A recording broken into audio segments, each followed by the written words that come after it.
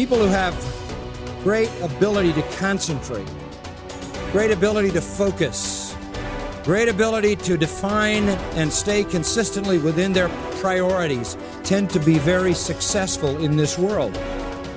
And self-discipline is an essential component in that. Whether you're talking about some kind of academic achievement, some kind of musical achievement or athletic achievement or whatever it is, some achievement in the realm of business or the arts or science, generally comes to people who are very focused and who understand how to order their priorities. In a word, they are disciplined people.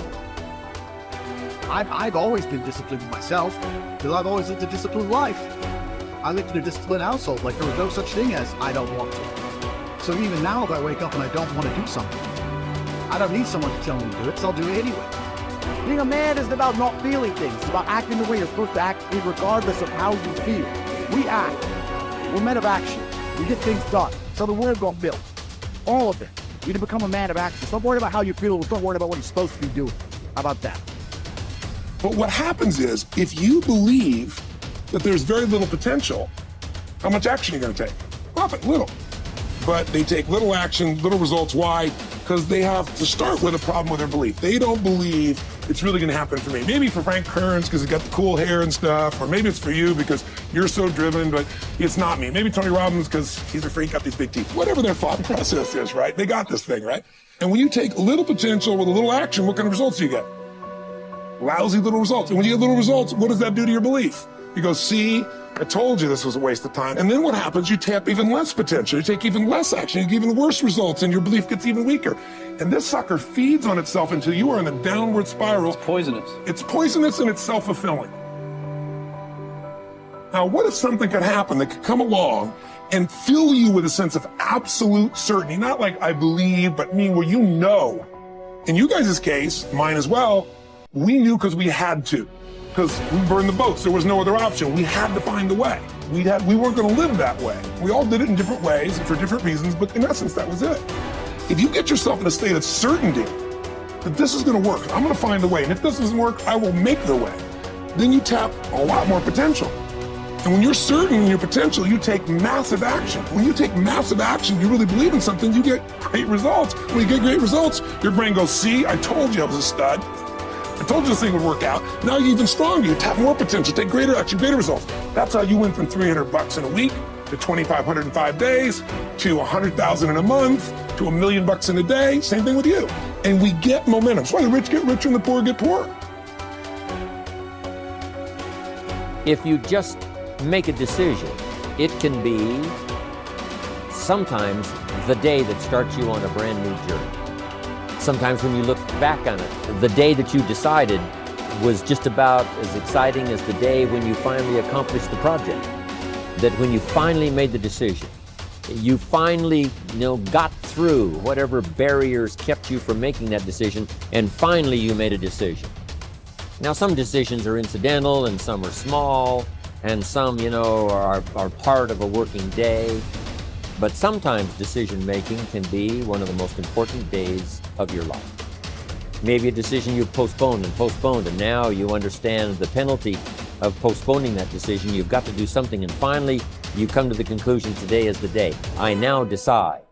And whether you decide on a new direction, whether you decide on a refinement in philosophy, whether you decide to act when before you haven't acted, you decide on a series of things that you're going to do, you decide.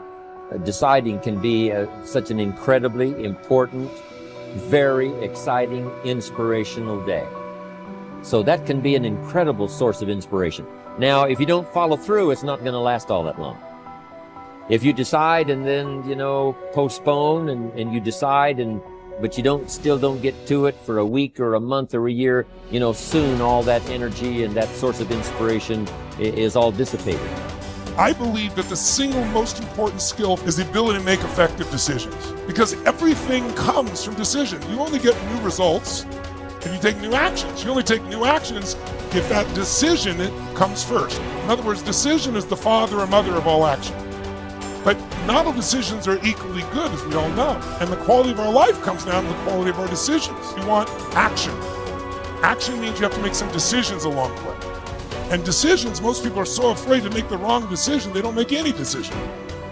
That is what you really need to be afraid of, being stagnant. So get up and go. That idea isn't going to execute itself. You have to do it, and you have to do it now. Don't wait anymore. Don't think anymore. Don't plan anymore. Don't contemplate anymore. Don't make any more excuses or justifications. Don't rationalize anything else. No. Take the risk. Take the gamble. Take action now. No complacency. By 66, Pompey had already earned the title Magnus, making him, in fact, and in name, Pompey the Great.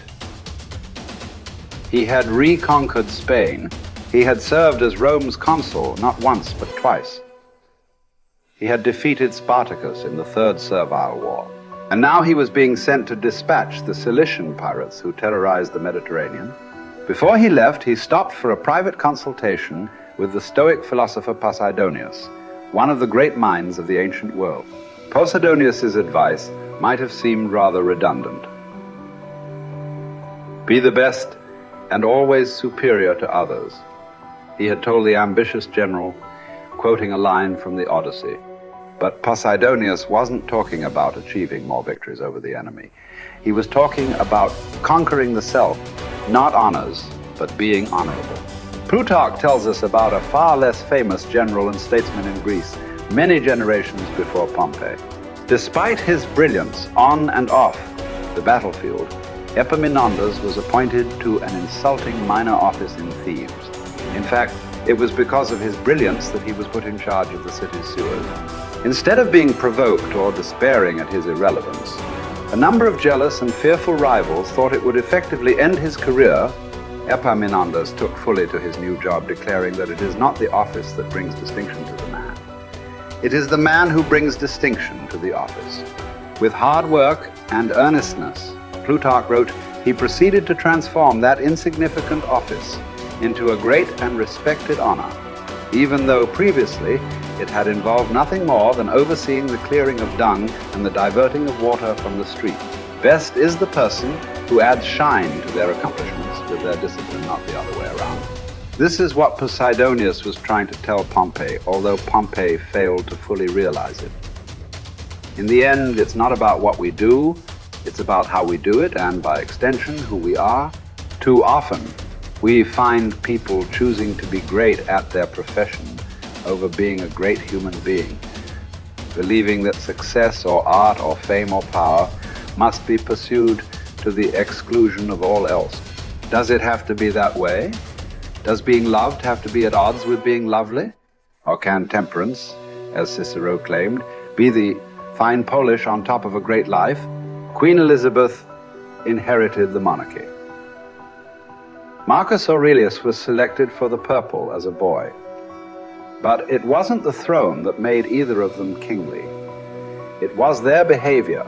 They were what the ancients called first citizens, for their character as much as their rank. As Marcus said, his aim was never to be the most powerful king, never to conquer the most territory, or build the most beautiful buildings. Instead, he was after perfection of character, to live your last day, every day, without frenzy or sloth or pretend. It just happens that wonderful external accomplishments, like those achieved by Elizabeth and Marcus, can come out of internal endeavor. They are not the goal, they are the byproduct. Conquering the world is almost easy after we have fully conquered ourselves. Certainly fewer people have done the latter than the former. This is what you find when you study the true masters of any profession.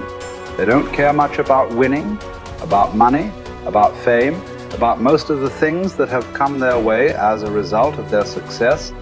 Their journey has always been towards something bigger. They aren't running a race against the competition. They are in a battle with themselves. Self-discipline has never been about punishment or deprivation. It is about becoming the best that you are capable of becoming. The battle to be the best has less to do with beating others and more to do with beating down those urges. those flaws, those selfish instincts that every human has. There was never enough for Pompey, nothing sacred. His endless ambition, his insane love of glory, as Posidonius called it, would ally him with Caesar, setting in motion the destruction of the republic he once loved. He would wake up to this Faustian bargain eventually and fight valiantly to preserve Rome, but it would be too late. He would be defeated by Caesar's armies at Pharsalus in a day, losing everything that he had acquired, and then shortly thereafter losing his life as well. His last words would quote another ancient playwright, Sophocles: "Whoever makes his journey to a tyrant's court becomes his slave, although he went there a free man. By chasing the wrong kind of best, fame, fortune, power winning, Pompey had chained himself to the worst. It cost him everything." As it does for all of us, when we compromise, when we relax our discipline, when we make exceptions and do what is expedient instead of what we know is right. History is replete with great conquerors. There are far fewer generals who were great people. Talented writers, groundbreaking scientists, incredible athletes, bold entrepreneurs. All these types are rare. Rarer still, and all the more impressive, are those who manage to achieve these feats without losing control of themselves, without becoming slaves to their ambition, to their careers, to their urges. Who will you be? What race are you running? Who are you trying to beat? And is it for the best